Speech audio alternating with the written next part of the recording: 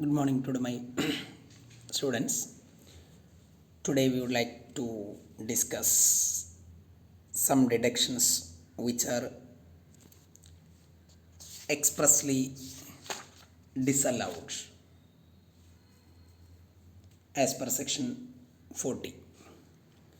So see, what are the expenses which are expressly disallowed? Some expenses which are shown on the debit side of the profit and loss account which are not allowed as an expense as per the provisions of Income Tax Act 1961. So what are these under section 40? Let us see one by one. First one, payment outside India. That means any interest or royalty or a fees or any whatever name is payable outside India on which tax has been paid or deducted. It is a disallowed expense.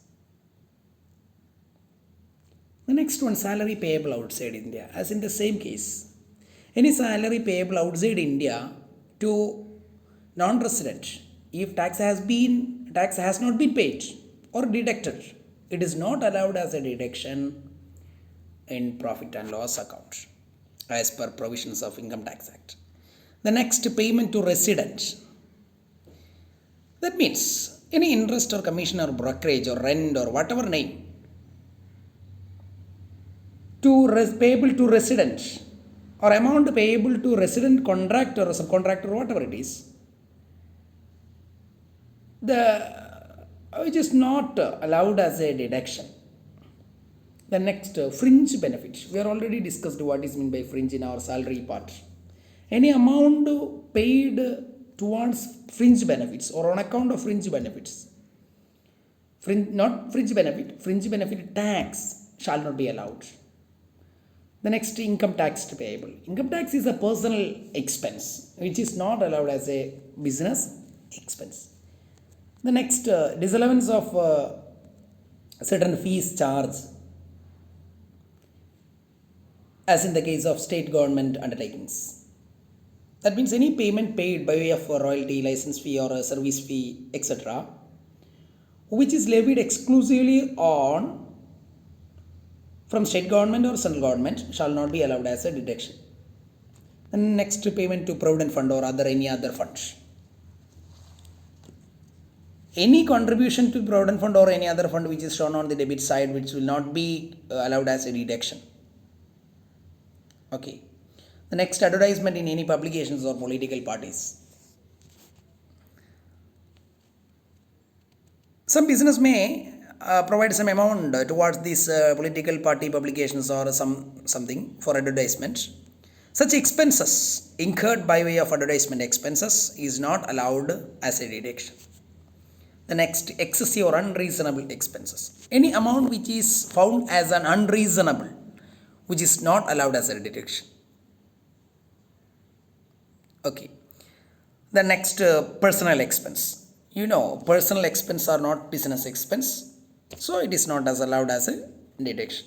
The next, charity or presentation. Any amount paid towards charity purpose or some presentation as a gift, which is not allowed as a deduction. But the subscription is allowed as a deduction. Suppose we are paid some amount for subscribing the units of charities. It is allowed as a deduction. The next, any capital expenditure incurred in nature of, it is not allowed as a deduction. It is not an expense which is required for day-to-day operation of the business. The next, provision for bad and doubtful debts or tax, which is not allowed as a deduction. So another important one, that is payments of any expenditure exceeding 10,000 other than by way of crossed check or demand draft. Please, it's very important. Any amount exceeding rupees 10,000 in day-to-day single party paid must be through crossed check or demand draft. Otherwise, no, it is not allowed as an expense. If the payment is made in cash, some percentage or 100% expenditure will not be allowed as a deduction or will not be considered as an expense as per the purview of Income Tax Act. Okay, this is implemented in order to encourage or enhance the habit of bank transactions or check payments or draft payments. Clear. So payment should be through proper channel or bank channel. If the amount is exceed 10,000, otherwise it is not allowed as a expense. If the expense is allowable expense, which is the payment is made on cash, it is not allowed as a deductions. Then any other provisions or reserves. That means any provisions or reserve except the special provisions of approved or financial corporation is not considered as a deductions. Okay, so these are all the important deductions or expenses which are not expressly disallowed, which are not expressly allowed. That means which is not what we say that disallowed, which is considered as a disallowed expense or expenses which are not allowed. Clear? So by this, I think we have covered almost all parts, theoretical parts of our business income. Then rest, that is professional income, is a little bit very small part. So before entering to professional calculation of professional income, you have to go through these matters. So and prepare a brief note on these topics, and you have to submit it through Google Classroom, not as a personal message. Please submit it through Google Classroom.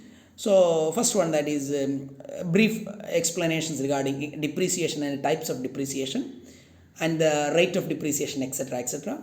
Then important condition for depreciation, a rate of depreciation, then a block of asset, etc.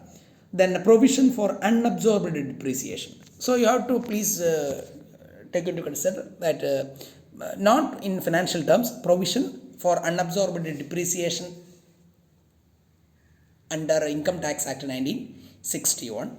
Then provision for setting off of and carry forward of depreciation as per the provision of Income Tax Act, not as the provision of financial accounting.